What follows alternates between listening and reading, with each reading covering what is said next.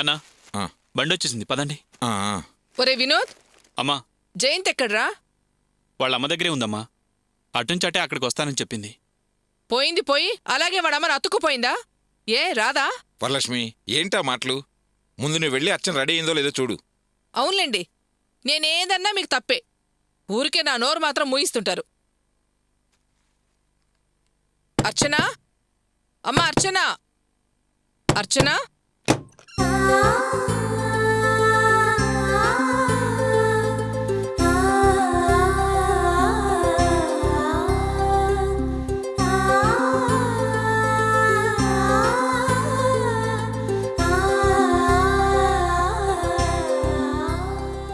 అర్చన మొహంలో సంతోషం కొట్టొచ్చినట్టు కనిపిస్తోంది.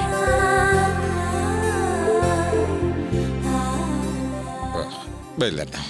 వరలక్ష్మి, బయలుదేరండి. రామ్మా, నువ్వు సంతోషంగా ఉండాలని నీ మంచి కోరే నేను ఈ వేరు కాపురం పెట్టిస్తున్నది. ఇదిగో, నీ మొగుణ్ణి కొంగును ముడేసుకోవాలి. ఆ ఇంటివైపు వెళ్లకుండా నీ చుట్టూ తిరిగేలా నువ్వే చూసుకోవాలి. నేను చెప్పేది అర్థమవుతోందా? నేను చెప్పినట్టు నడుచుకో. అక్కడ ఏ కష్టం వచ్చినా మీ ఆయనగారి మనసు కరిగి విలవిల్లాడిపోతుంది. అలా ఆ మనసు కరగకుండా మళ్ళీ నువ్వు పుట్టింటికి రాకుండా జాగ్రత్తగా చూసుకో. గీరి గీసి ఆ గీర్లో ఉండేలా చూసుకో. వరలక్ష్మి, అత్తగారింటి కాపురానికి వెళ్లే కన్న కూతురికి ఇలాంటి మాటలనే చెప్పేది. ఆ మంచి మంచి అని మనం పడ్డ కష్టం చాలేదా? ఇక నుంచైనా దీని జీవితం బాగుండాలని చెప్తున్నానండి. సర్లేవే, అదేమన్నా ఇప్పుడే పెళ్ళి కొత్తగా మొగుడి దగ్గర కాపురానికి వెళ్తుందా ఏమిటి? దానికి అన్నీ తెలుసు, అది చూసుకుంటుందిలే. ఇదిగో, ఇక్కడ అన్నట్టు అక్కడ అనుకో. అర్చన కోసం అల్లుడు గారు అన్నీ వదులుకుని వస్తున్నారు.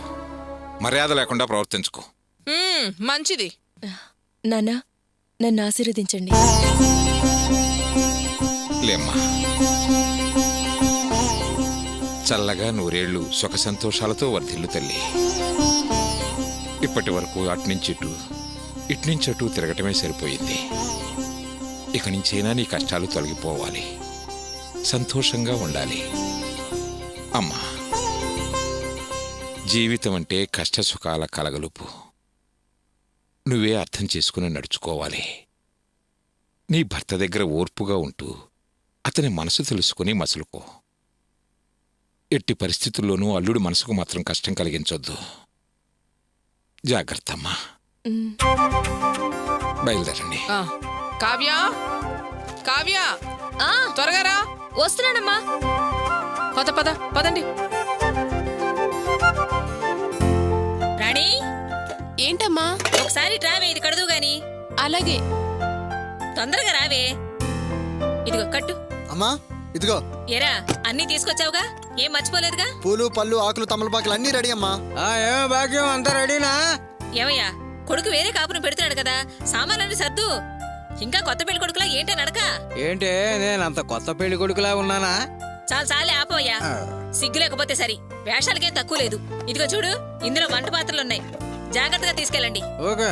రే వాసు, పట్టుకో. అరే పట్టుకో. అమ్మా,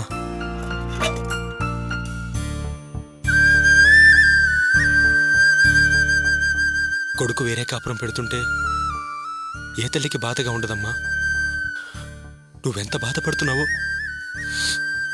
నాకు తెలుసమ్మా. నేను అర్థం చేసుకోగలను. కానీ ఏం చేస్తావమ్మా, పరిస్థితులు అలా వచ్చాయి.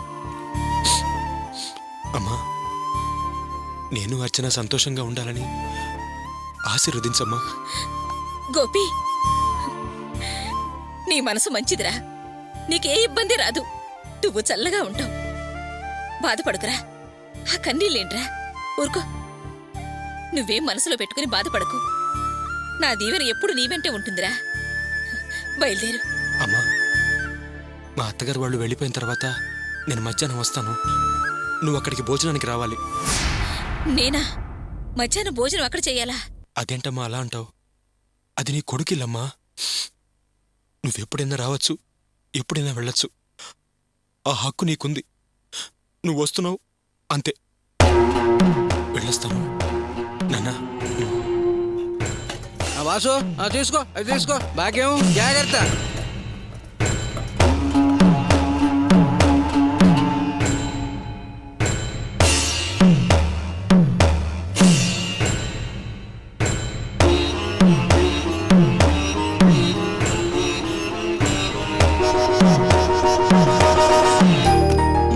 అమ్మా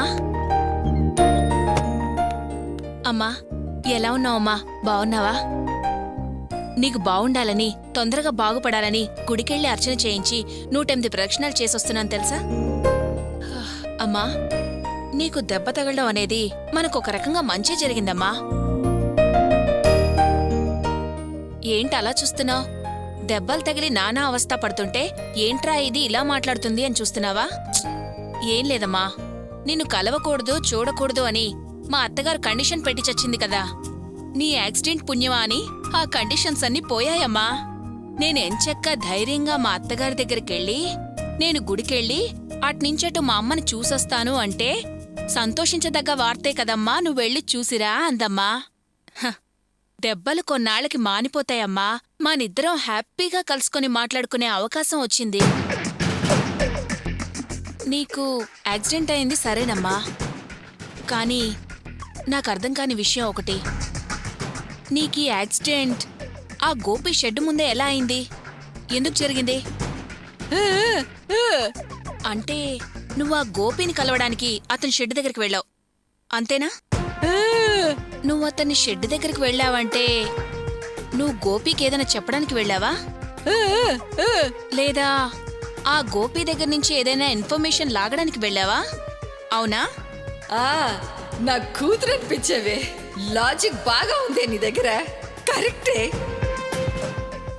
కరెక్ట్ పాయింట్కి వస్తున్నావే. అదే నేను చెప్పడం ప్రయత్నిస్తున్నాను. ఏంటమ్మా, ఏ విషయం మీద నువ్వు ఆ గోపి దగ్గరికి వెళ్ళావు? తన కుటుంబంతో ఏ సంబంధం ఉండకూడదని తనకు తెలీదే. అది చెప్పి పుల్లేసి పాలు పొంగించకుండా ఆపుదామని వెళ్ళా. ఈ రోజు ఆ గోపి పాలు పొంగించబోతున్నాడు. నిన్న వాణ్ణి కలవడానికి వెళ్ళావు అంటే వాడు పాలు పొంగించబోడానికి నువ్వు వెళ్ళడానికి ఏదో లింక్ ఉంది. అందుకే వెళ్ళావు, డౌట్ లేదు. దగ్గరకొచ్చావు నా కూతురా, చాలా దగ్గరకొచ్చావే. రా, అలాగే దగ్గరికి రా. నీ నోటి మాట అలాగే రాని. అలా వస్తే చాలా సంతోషమే, రానివే. లేకపోతే వాడు పాలు పొంగించబోతుంటే కంగ్రెస్ చెప్పడానికి వెళ్ళావా? నేను వాడికి కంగ్రెస్ చెప్పడం ఏంటే? మతుండే మాట్లాడుతున్నావా, మతులేదా అలా మాట్లాడుతున్నావా? ఛీ, అదయ్యి ఉండదు. పోనీ అర్చన గురించి ఏమైనా చెప్పడానికి వెళ్ళావా? అబ్బా, పక్కకొస్తున్నావే. అది కాదే, దారి తప్పుతున్నావు. ఈ టైంలో దాని గురించి ఏం చెప్పడానికి వెళ్ళావే? ఆ, గోపి ఏంటి? గోపి ఆ గోపి కుటుంబంతోనా? అయ్యో అమ్మా, అర్థం కావట్లేదే. ఆ గోపి అర్చనతో కలవకూడదని కుక్కపాట్లు నక్కపాట్లు పడి ఆఖరికి చివాట్లు కూడా తిన్నాం. ఏం చేద్దామమ్మా, మన గ్రహపాటు బాలేదు. పిచ్చి ముద్ద, అర్థం చేసుకొని చావే. అసలు ముందు ఆ గోపియే ఈ కండిషన్స్కి ఒప్పుకోడు అనుకున్నాం. కానీ వాడికి పెళ్ళం బెల్లమయ్యి తల్లి అల్లమయ్యింది. పూర్తిగా మారిపోయాడమ్మా. ఇది ఎన్ని సైకిల్ చేసినా అర్థం చేసుకొని చావట్లేదే. సరే అమ్మా, ఇంక నేను వెళ్ళొస్తా. పాలు పొంగించాక నేను అక్కడికి వెళ్ళానంటే ఎందుకు లేట్ అయింది అని అడుగుతారు. అసలే నా మొగుడు తిక్క మనిషి, తెలుసు కదా. అయినా నేను పాలు పొంగించక ముందు వెళ్తేనే మంచిదమ్మా. లాస్ట్ మినిట్ వరకు ఏదో ఒక సందు చూసి పాలు పొంగించకుండా పుల్లేస్తాను. సరేనా? నేను వెళ్తాను. అమ్మా, నువ్వు లేనిపోనివన్నీ ఆలోచించి ఆరోగ్యం పాడు చేసుకోకు. జాగ్రత్తగా ఉండు. ఓయ్, అబ్బా, నేను సిస్టర్ని పిలిచే వెళ్తానమ్మా.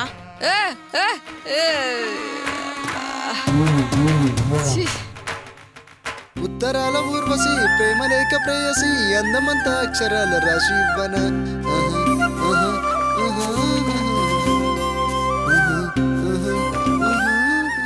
అరే వాసు, అయినా ఎంతసేపు కడతావురా? కట్టు, బాగా కట్టు, బాగా ఏంటన్నా, కట్టు. నేనేం చిన్నపిల్లన్నా?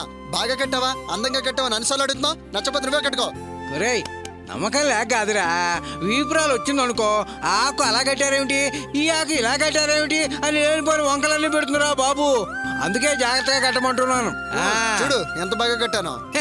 నీకేరా పులి బిడ్డవే, ఎంతైనా ఈ రంగయ్య కొడుకువే. అదిగో వాళ్ళు వచ్చేసారు. అరే రావాలి రావాలి, విజయాల వారు వచ్చేసారు. రా రా రండి మావయ్య. రండి రండి. నమస్కారం బాబు గారు. నమస్తే అమ్మా. నమస్తే అత్తయ్య. అబ్బా రా అన్నయ్య, త్వరగా రండి. వస్తున్నారా? వస్తున్నా. నమస్కారం అండి వియ్యంకుల వారు. నమస్కారం. రండి. నమస్కారం మోయ్య గారు, రండి. అత్తయ్య గారు రండి.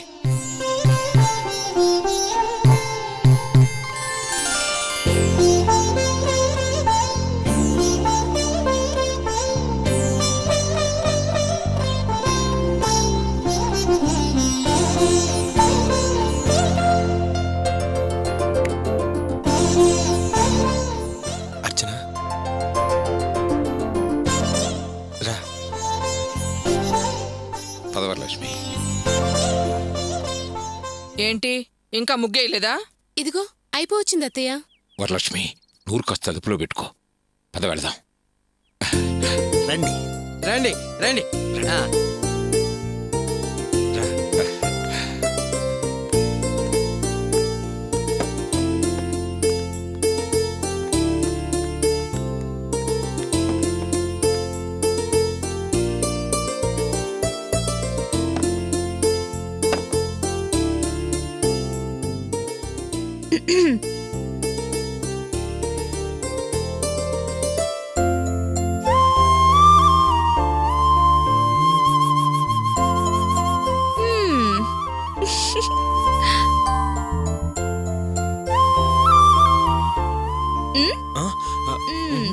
ఏం అల్లుడు గారు, జయంతి రాలేదా?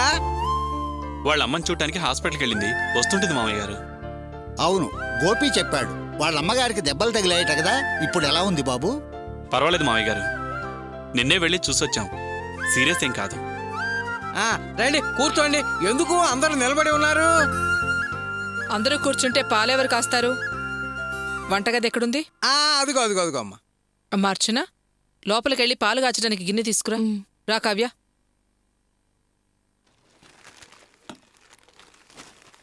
బావా బావగారు కూర్చోండి కూర్చోండి. అన్నయ్య కూర్చో. మీరు కూర్చోండి.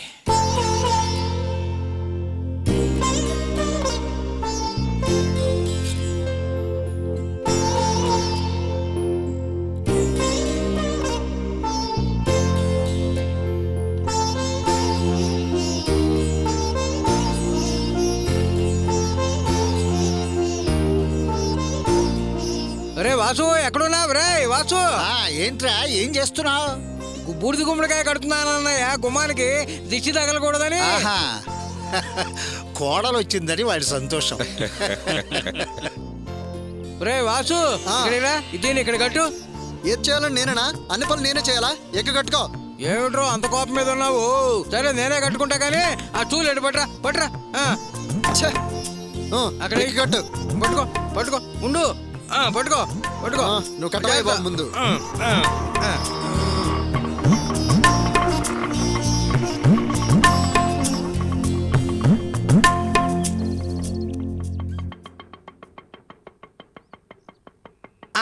జయంతి వచ్చేసింది. ఇంకేమైనా ఉందా? శుభకార్యం జరిగే ఇంటి ముందు పాలు పొంగించుకుంటుంటే ఇలా గుమ్మడికాయ పగలగొట్టారేంటండి? ఇది అపశకునం కాదా?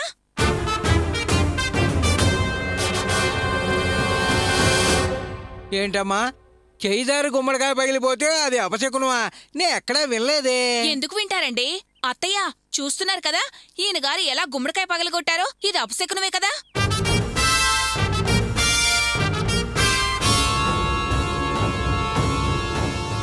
ఏంటమ్మా ఇది? ఆ ప్రాలు గుమ్మడికాయ పగిలిపోతే అపశకునం గిపశకునం అంటావేమిటి?